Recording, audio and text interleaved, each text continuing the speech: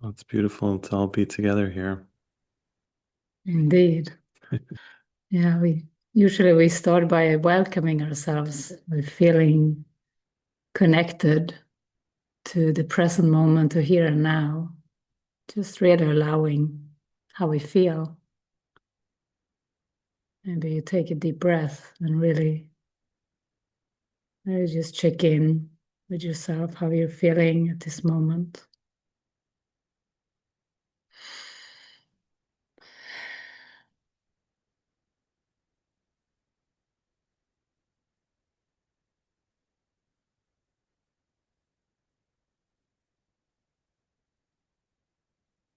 Yeah, we are here to remember ourself, our capital S self.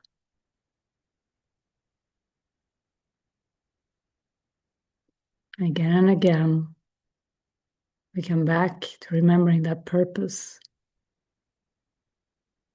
forgiving everything that we are not.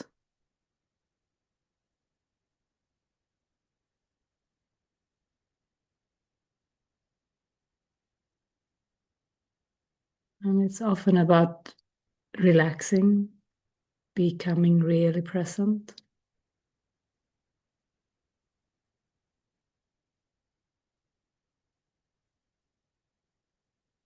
Even to have the prayer, I'm willing to see what blocks me from present peace.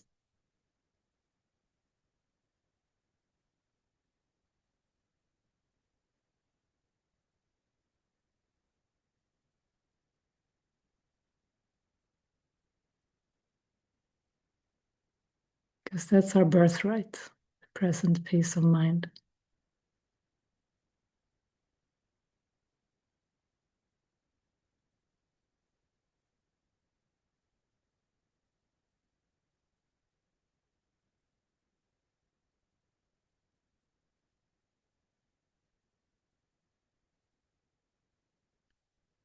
So we can just settle into this moment,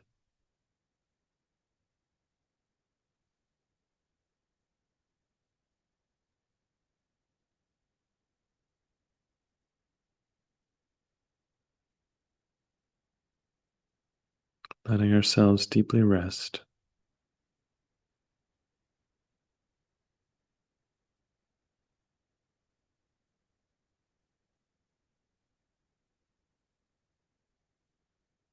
Everything that we need is here right now.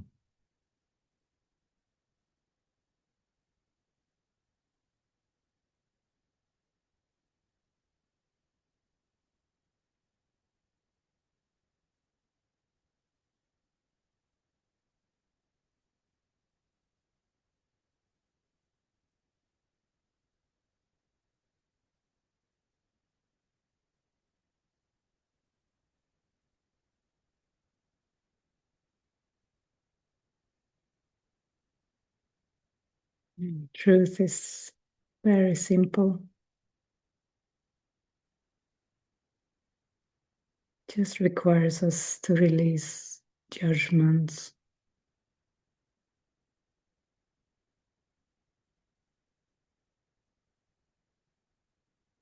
release the tendency to figure things out, offering the willingness to just be present and open,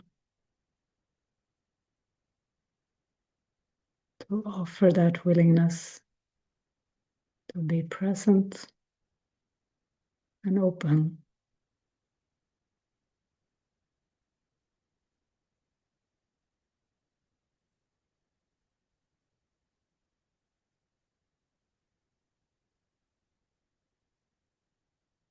Spirit is presence and openness.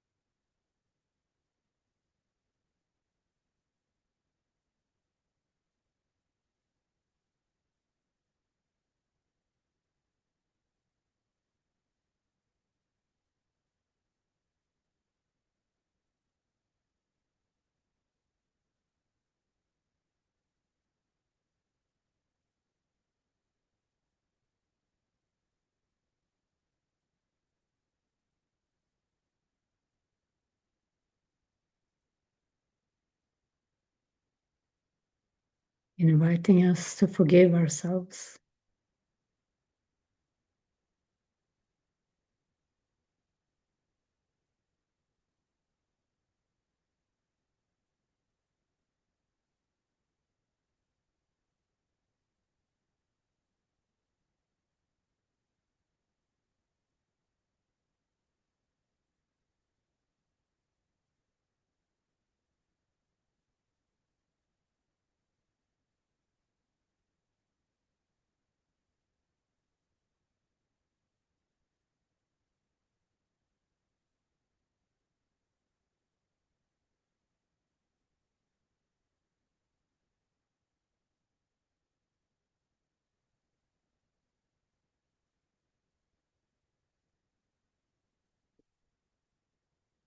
We want to find the desire to be clear, to become completely clear, like a crystal clear.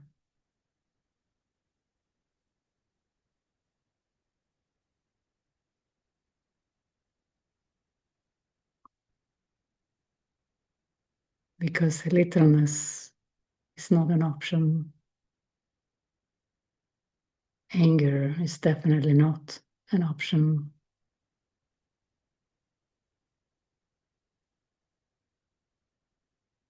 Just the acceptance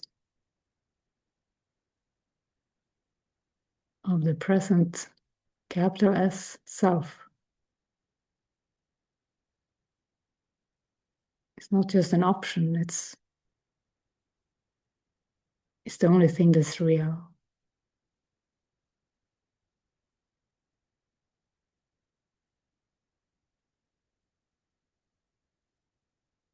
The ego in the mind likes to make things a bit muddy, a bit clouded. But spirit is crystal clear and simple.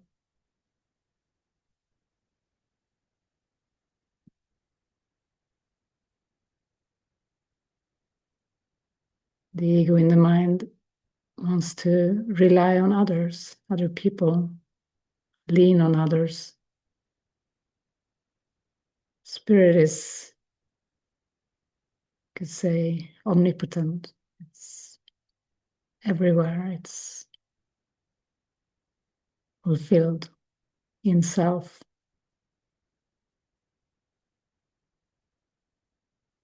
Knowing there is no other.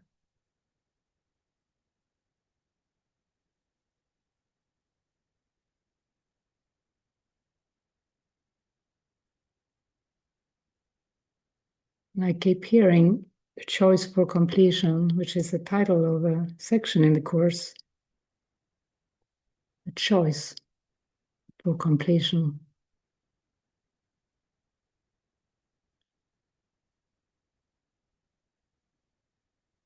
Every moment we make a choice for the true or the false.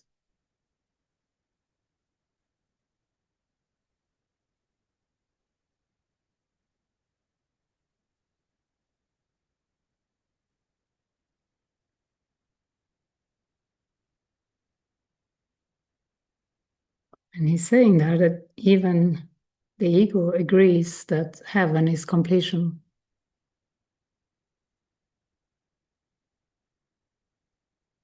Both the ego and the Holy Spirit accept that heaven is completion.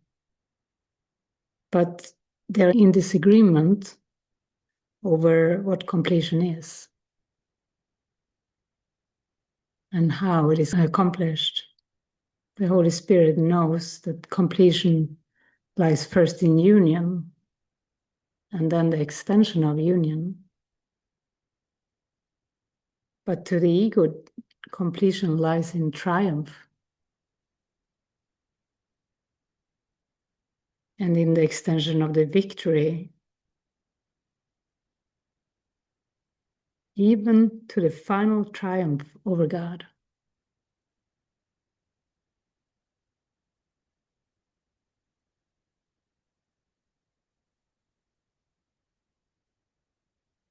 This is the ego's idea of heaven.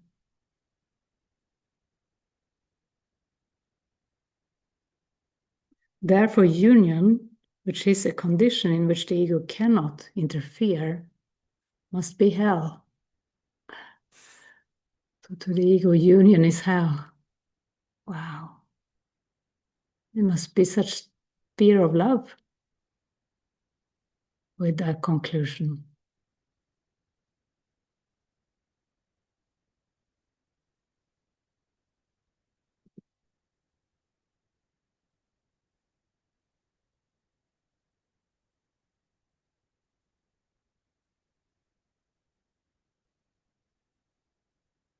We're on a journey of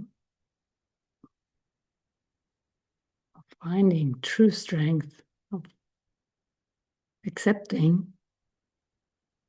who we are. Because in this choice for completion, he talks a lot about special relationships, the attempt to complete yourself through another self.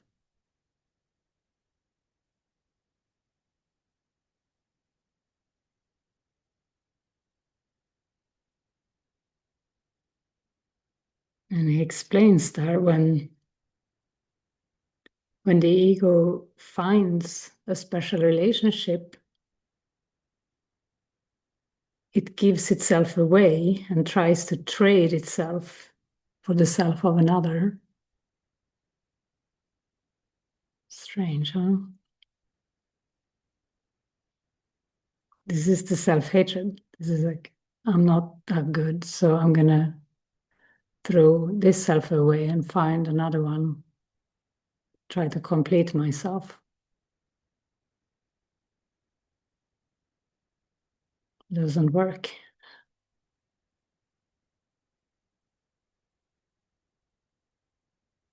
The strength is only in spirit, it has nothing to do with bodies or people. Inner strength comes from God.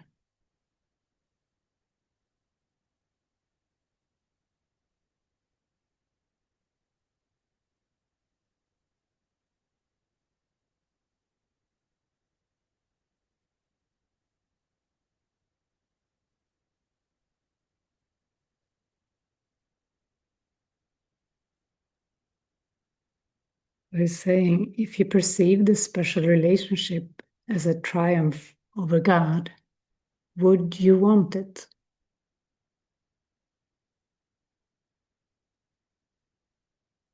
If you would perceive it as a triumph over God, would you want it? Our answer would be no.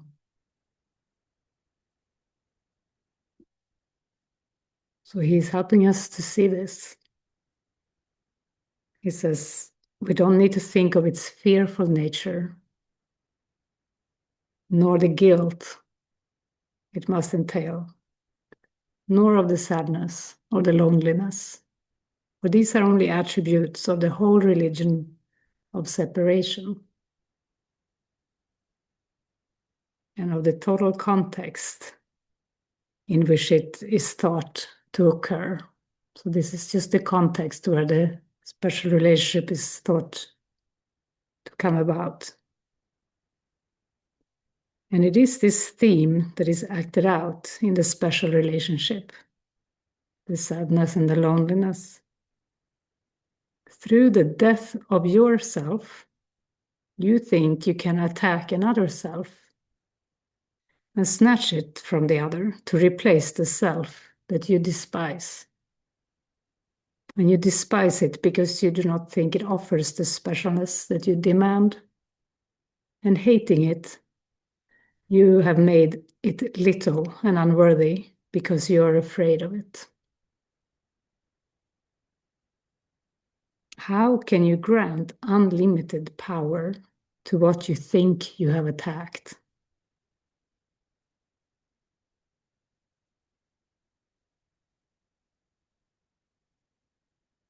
It's pretty clear. You wouldn't grant unlimited power to something you know you have attacked. So fearful has the truth become to you that Unless it is weak and little and unworthy of value, you would not dare to look upon it. You think it's safer to endow the little self you made with power you wrested from truth, triumphing over it and leaving it helpless. What a game. I think you can approach this emotionally to kind of connect with that feeling that he's talking about here. Like truth must be helpless. So this is like, some people say the course is very wordy, has a lot of words, it's intellectual, but this is not intellectual. This speaks to this emotion of littleness. But he masterfully explains how it is an attack on God, how it is, how the self-hatred actually is a belief that God is small, that God is so small that you can just snatch the power from God.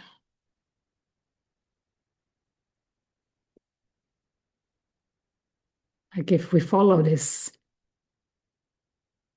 I think we can get it. We are, they say, the Course in Miracles is for intellectuals, and yeah, we have a pretty bright intellect, so we can get what he is saying here. He's saying, see how exactly is this ritual enacted in the special relationship. An altar is erected in between two separate people in which each seeks to kill himself and on his body raise another self to take its power from his death. And over and over and over, this ritual is enacted. And it is never completed, nor ever will be completed. The ritual of completion cannot complete, for life arises not from death, nor heaven from hell.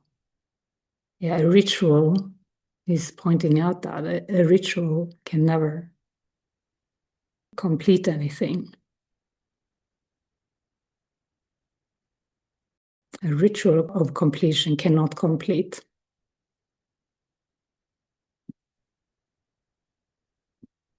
But then he says, whenever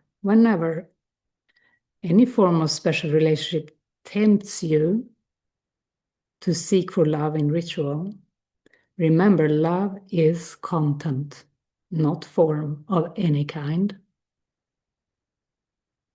Good one. Love is content, not form of any kind. He's pointing out this ritual. Ritual is something you do to get something you do so that you can be complete, so that you can be saved.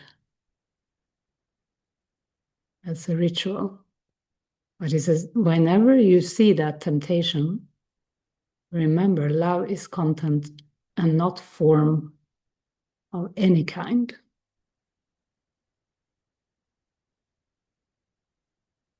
This is profound.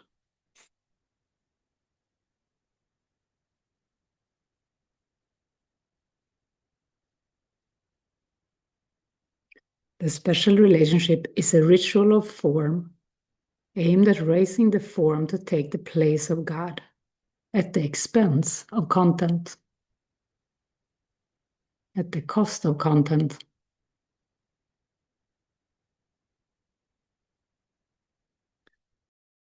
Yeah, I mean, these are strong concepts that Jesus brings in. And it does take some, what he calls mind training, to understand, to flow with these concepts like specialness. That specialness is desire to take God's place. That God is not great enough.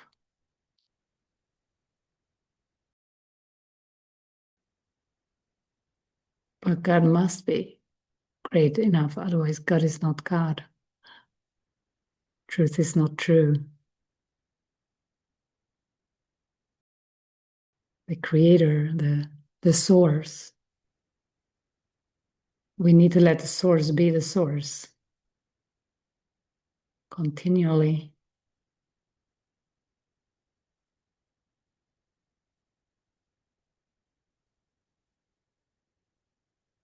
Keep letting the source be our source.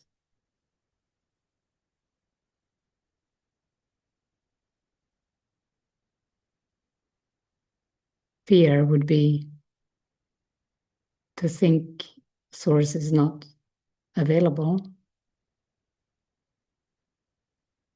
God is not there. But if it is source, if his source is everything there is, it must be there. It must be here. Constantly accessible and available.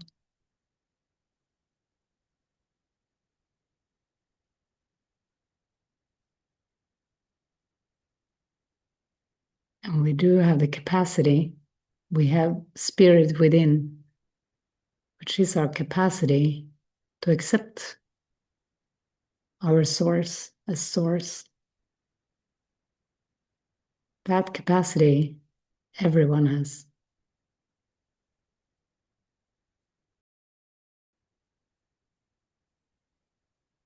And Jesus talks about the little willingness that is required to direct our mind towards it.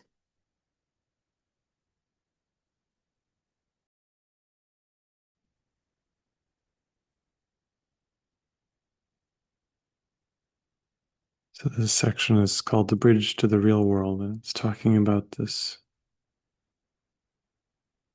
way that we get to the experience of this perspective of love.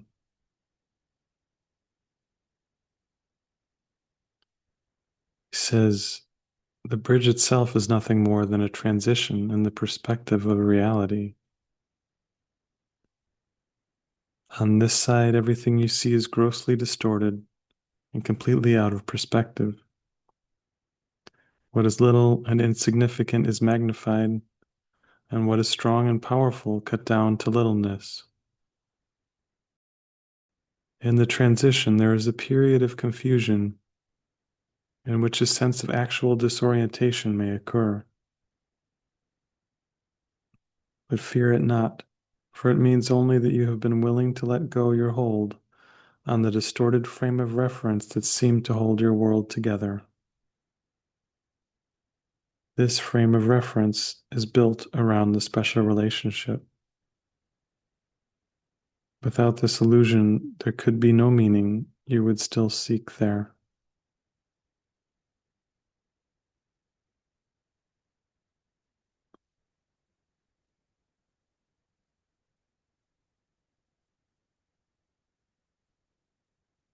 So it completely fits with what you're sharing.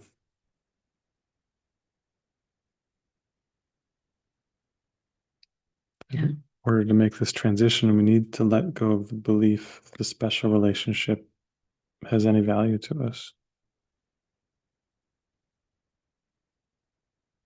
And this, he talks about what is true and great is made little and insignificant. That's what he spoke about in the choice for completion. Like snatching, not believing God is God, basically.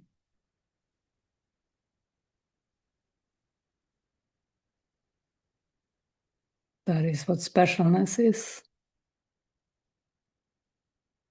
So that's he's saying on this side of the bridge, before the transition is done, into the awareness of God, into, turning it right side up. Mhm.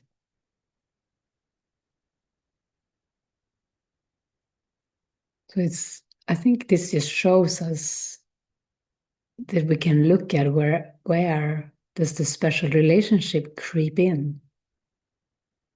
Maybe it's clearest in special love relationships, partnerships, but specialness creeps in with each and every one in our awareness.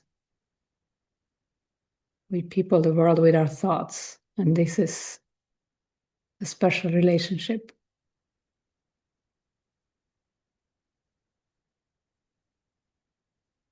So it's only when we start to release it, we can start to have true relationships where love comes through, where connection beyond form can start to be felt. But like what I've been repeating before, he says, still love comes through one person to another, and because vision is still dim, it is about laying aside the specialness and letting the love be seen, which is there when the specialness is laid aside. And in the beginning, it still seems to be between people. It's a step-by-step journey till the knowledge of God is clear.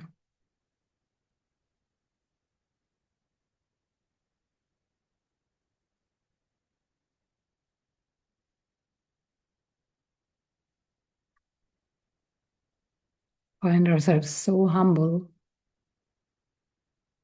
Like he says, I want to be humble before Him and great in Him or something, in God. We lay aside the small self.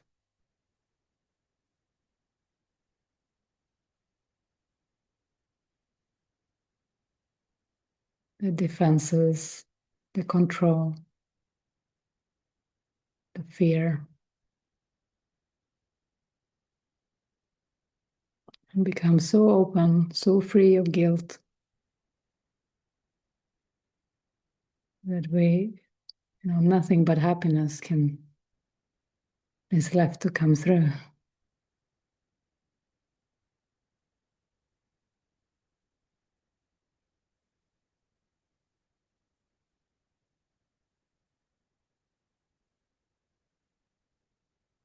And yeah, Course in Miracles is a thick book. I mean, it's a really thick book.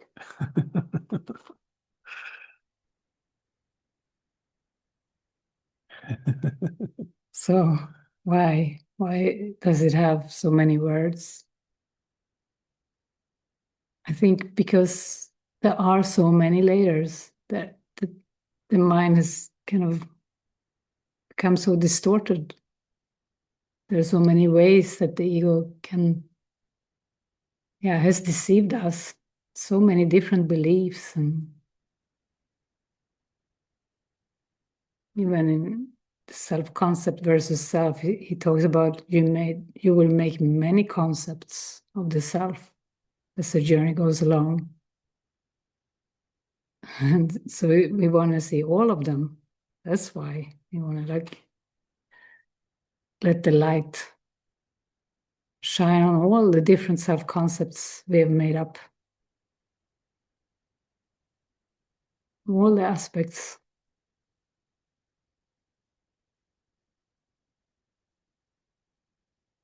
Because it seems like the ego is a sneaky trickster. Like as soon as you are onto it and release one part, it finds another way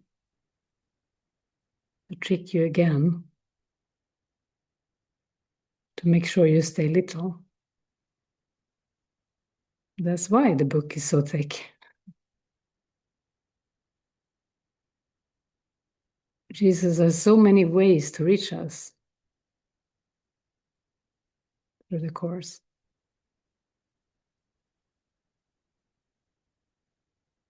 Jesus being the Christ, the Buddha mind, the truth, the one who, the Christ, our true identity.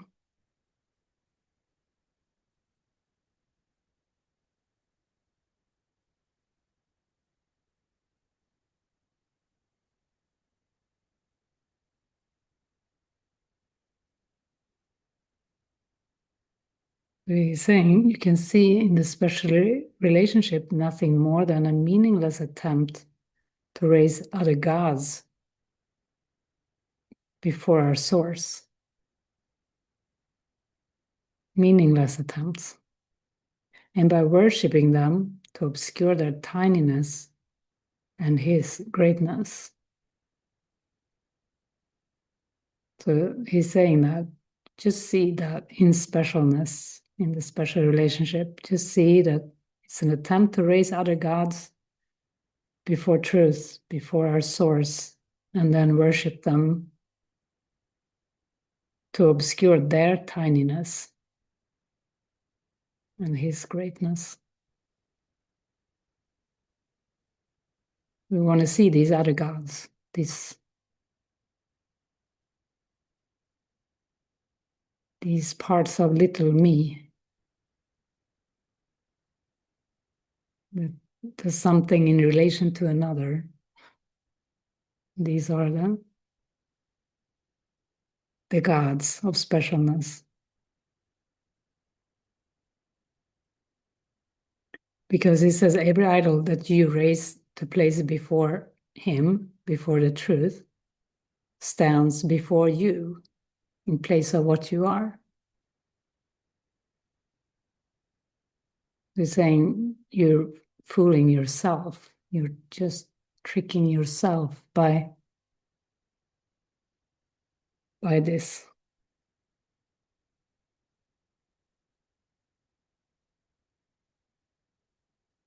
So salvation, be saved, come back home, is in the simple fact that illusions are not fearful because they are not true. So to see illusions as illusions.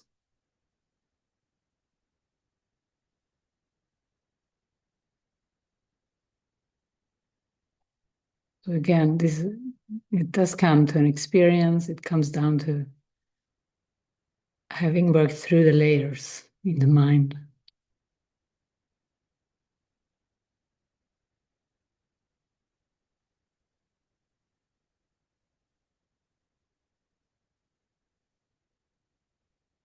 They only seem to be fearful to the extent to which you fail to recognize them for what they are.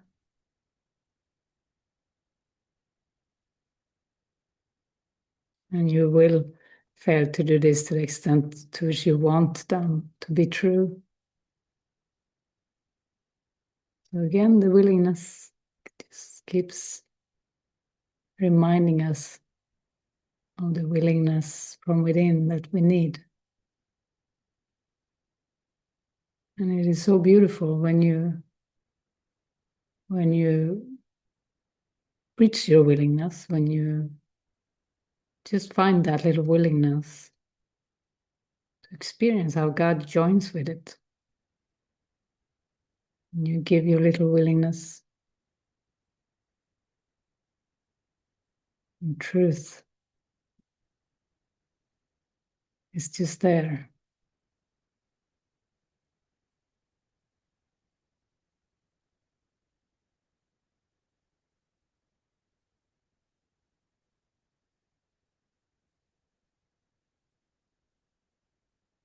The choice for completion.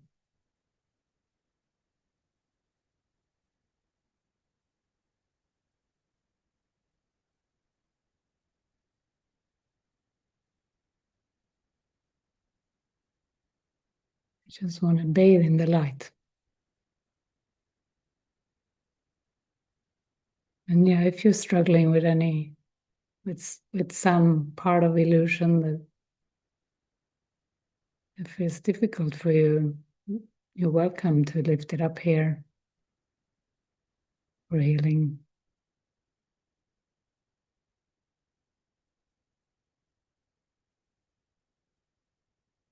It's not only possible to heal, it is inevitable.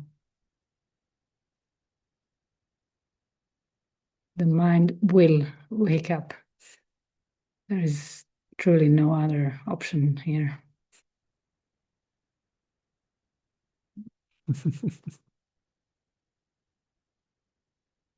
We're on a speed up.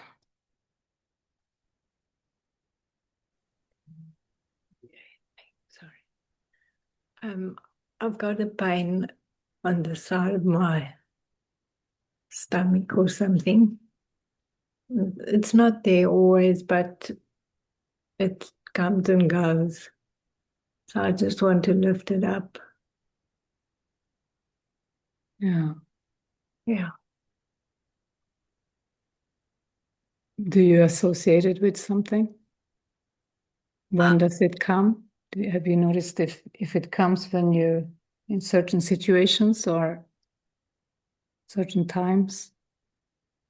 Yeah, it does come certain times when I'm sitting on the couch or something, like in a uncomfortable position. Okay, so when you compromise, maybe if you sit in an uncomfortable position, maybe you didn't give yourself permission to make yourself comfortable in that moment. Maybe you thought you should sit in that way, or maybe you'd rather lay down, or maybe you'd rather, yeah, maybe for you it would be healing to see what it is that you need so that Yeah. you don't compromise. Okay. Thank you. Yeah. Sometimes also if you have a thing, you can think about a phrase that connects to it. Like, for example, that makes me sick to my stomach. Is there something in your mind and inside you that feels like that? This makes me sick to my stomach. And maybe something comes to you now, or maybe something will come to you later. But it can be something to kind of think about and pray about. And then gently look at whatever might be there.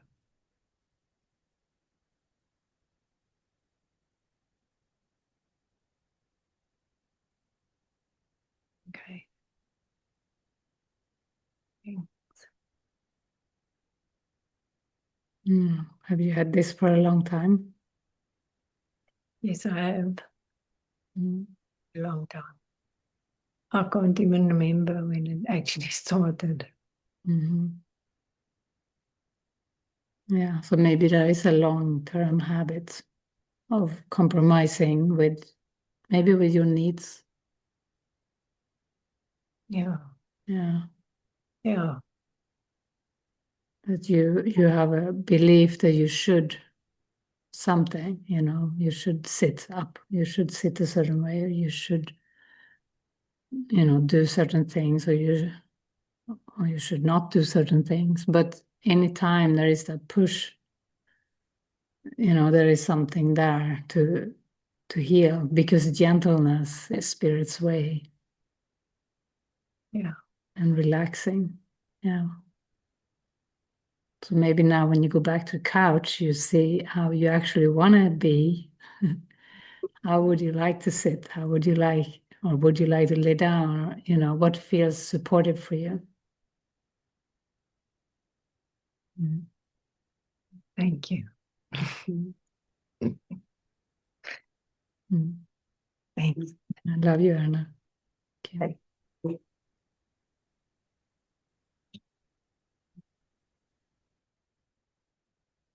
Yeah, maybe everyone does that. Check in right now. You you're compromising in any way with what you feel is supportive to your spirit.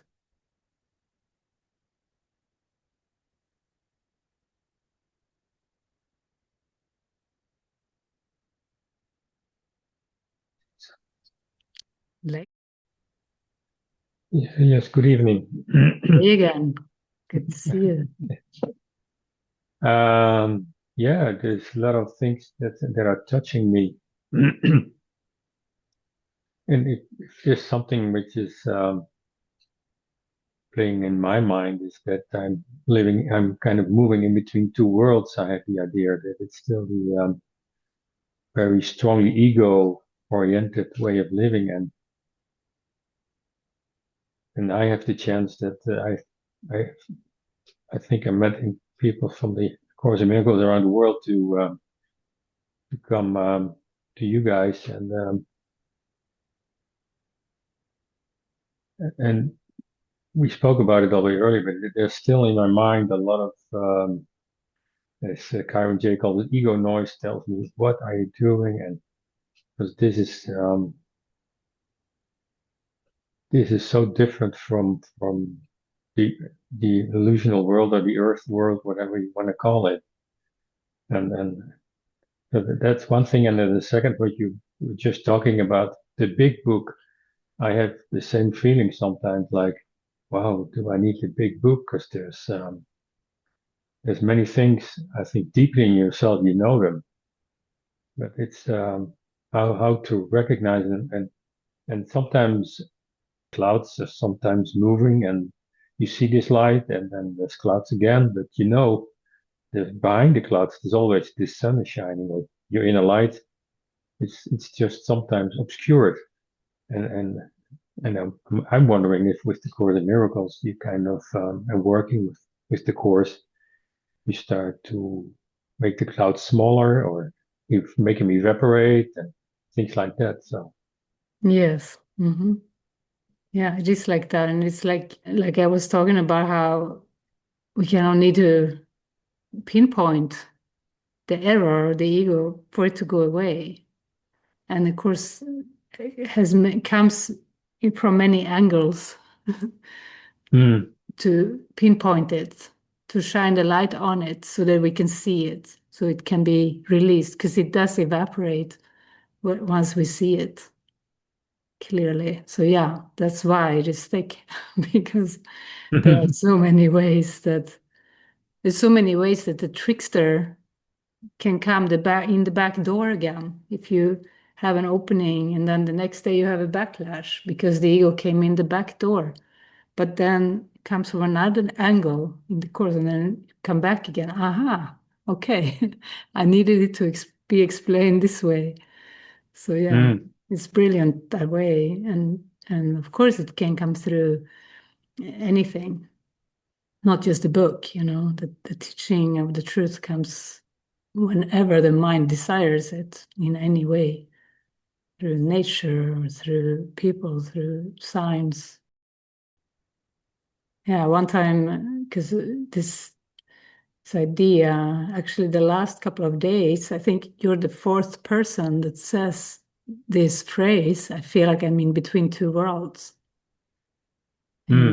So this is a feeling in the mind. And yeah, one time I was part of a retreat. David and I had a retreat in Sweden, and he spoke about the journey, spiritual journey, that can seem to be on the timeline. But yet, salvation or awakening is in the present moment. How do these go together? It seems to be steps and take time, yet it's in the present moment. And when David was speaking about it, he said, yeah, it is a journey until it's a point. And then he said, does anyone have a piece of spaghetti? And then he brought out the spaghetti and he said, see, this spaghetti is like a timeline, when events happen seemingly in time, and it seems to be past, present, and future. And then he turned it and he said, look now, it's spaghetti. He held it this way. and then you saw just the point, Mm.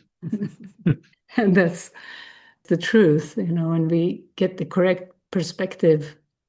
But yeah, the healing and the forgiveness seems to take time, just because the mind is so wound up in the illusion. But every time we have a shift and a change, we come more and more just into the present moment. Like one of the chapters in the course is called Practicing the Holy Instant. Like he's literally saying practicing the holy instant. It's like, how can you practice the holy instant? It's an experience. But he's like just helping us to uncover it, to release whatever is in between us and the experience. Yeah, there's actually,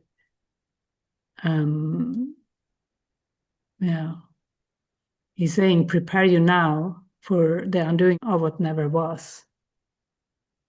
And then there's another version of that, prepare you not for the undoing of what never was.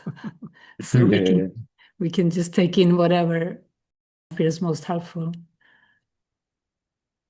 Yeah. Thank you. Yeah, thank you for joining us, and in person very soon. Yep. Yeah.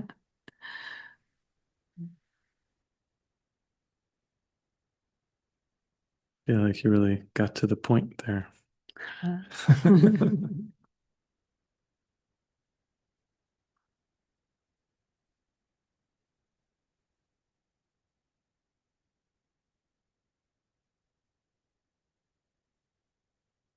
Who else wants to share?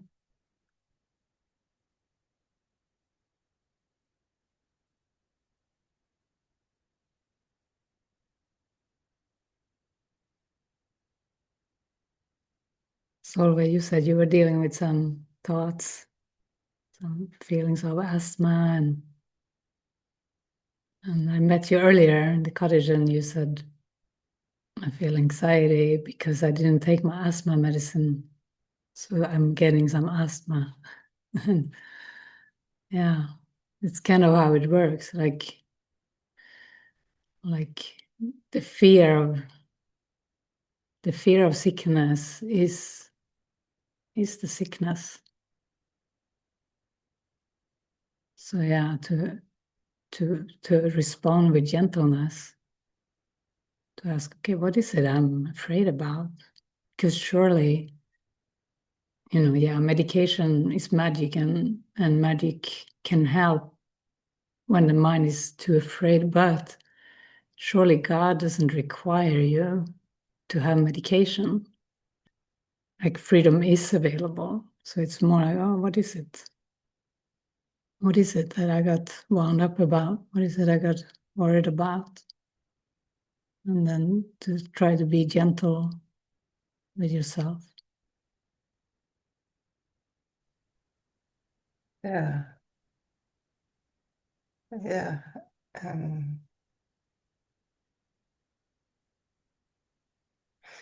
It's confusing. I'm actually leaving my medicine here in my room and not taking it with me, even though it's up a lot. And I am experiencing sometimes even through the night where I can see it comes and goes and comes and goes without the medicine. And I can see it follows thoughts, and sometimes it's very, very clear what it's about, and sometimes it's just like I have no clue.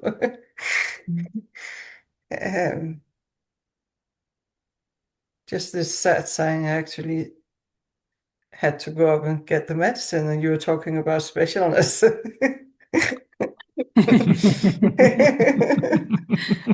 So, yeah. That's a clue. Yeah. Yeah. Yeah. Yeah. It's pretty common that changes bring up anxiety, because a change reminds the mind of the first change, which was the separation, the fall from grace, the fall from oneness, that changed in the mind when the illusion was projected. There was a huge change from peace to fear.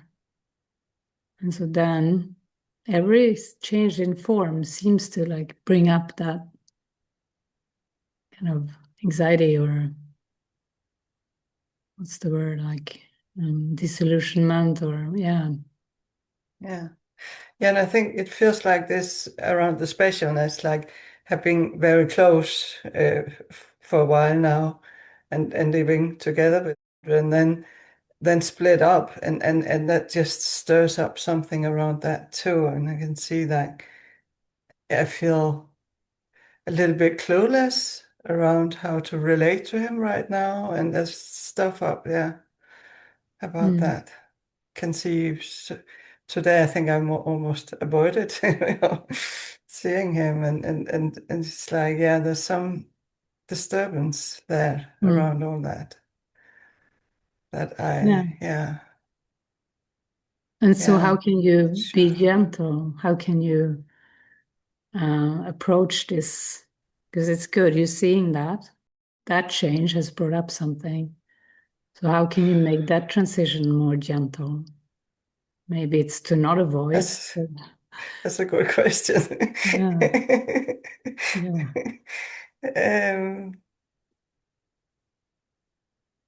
Yeah. Not trying to figure things out. Definitely that. Good one. Yeah.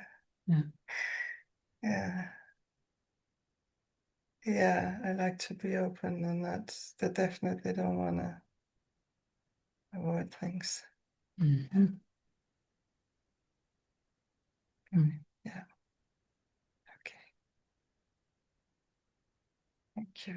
Thank you. I can breathe again now.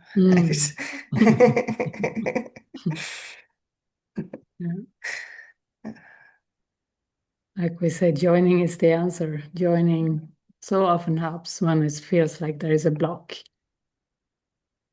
or a disturbance. Yeah. Very helpful. Yeah, and it's, as I said earlier today, it's all this communication and fear of communication, and extreme fear come up, and even simple communication is just like anxiety, like, and and that's definitely avoiding joining in something. Yeah, I felt like you did not avoid joining. You allowed it, and it was beautiful. And every time you even say, "Oh, I had intuitively I knew this," and it was sweet. Yeah, it felt like actually doing the opposite of what my anxiety told me to do. It's just, okay, keep doing it anyway. Yeah. It's the quickening. Thank you. Thanks.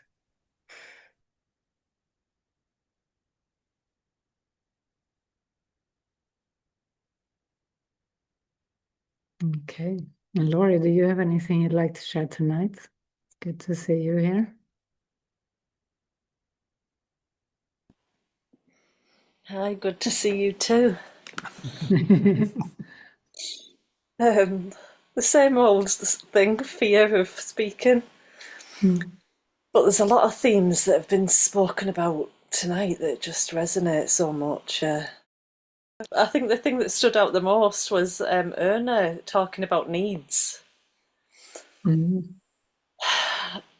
Because, last night in a conversation, it was like I kind of wanted the company. It's a text conversation, but I felt that it was kind of surface. It wasn't actually what I wanted to say. And then I just made a statement about the thing that I wanted to say, but I noticed I was waiting for permission. I wanted the other person to say, to grant me permission to share. Yeah, which is a common theme as well. Like now. So then I thought I need to be direct, and I just asked directly, can I share? Yeah. I think I need some support with this topic. And the other person responded beautifully. But afterwards, yeah, just this like feeling like I'm being needy. It's not like I'm even asking for much, but this shit, I don't know even what the feeling is. It just comes up so strong that I'm so used to being the one that offers support, the one that has no needs.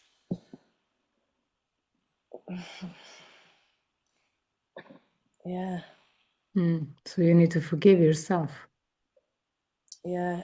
It's a huge area where I make myself wrong Mm. 100 times a day.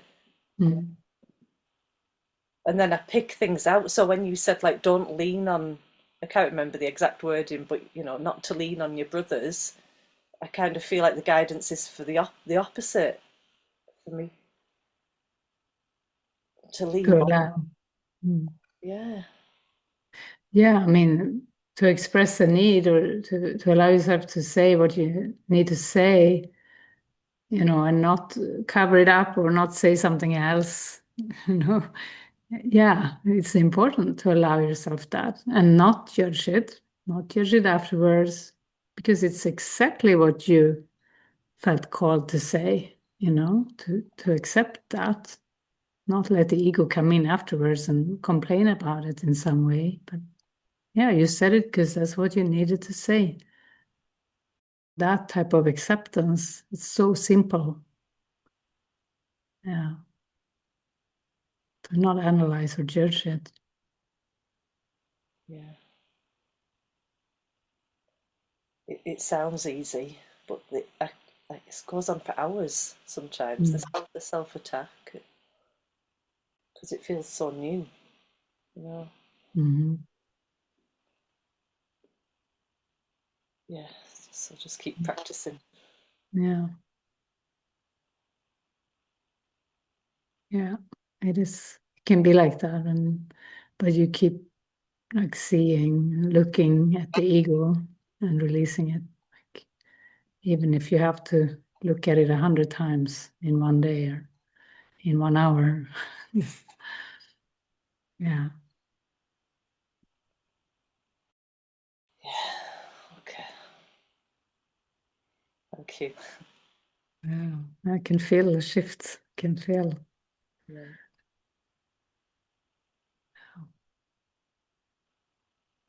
I feel like there's something else, but I'm not quite in touch with what it is. Yeah, I think the other thing was just the change, when there's a lot of change happening that brings up anxiety, and I can get stuck in that for a long. I think I judge that as well, that Mm. the line keeps coming to me that Jesus can't remove the fear. Mm. Yeah, it feels like there's got to be a strong willingness to not see myself as separate. Like, it feels like I want to suffer. Yeah, but there's another part of you that doesn't want to suffer. Yeah. Yeah, yeah, I get in touch with that part, just sharing now. Mm-hmm. Mm-hmm. Yeah, thank you. Yeah, thank you. Yeah, because it's not a loss for you that Jesus cannot go between your thoughts and their effects. It's actually Spirit showing you have all power, and it's not to be afraid of the doubt thoughts. It's not to make it worse by saying, oh no, I have so many doubt thoughts, but no, just see it gently and say, no, keeps saying, no, that was not the truth. Yeah. Come back to trust. Yeah. Mm. Love you so much. Love you too. Thank you.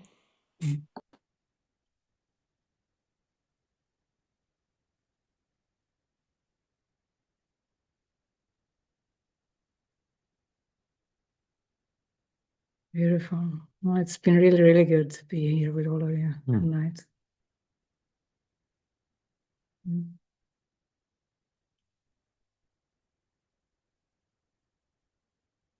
Yeah. Happy dreams to all of you. Yeah. Real world, here we come.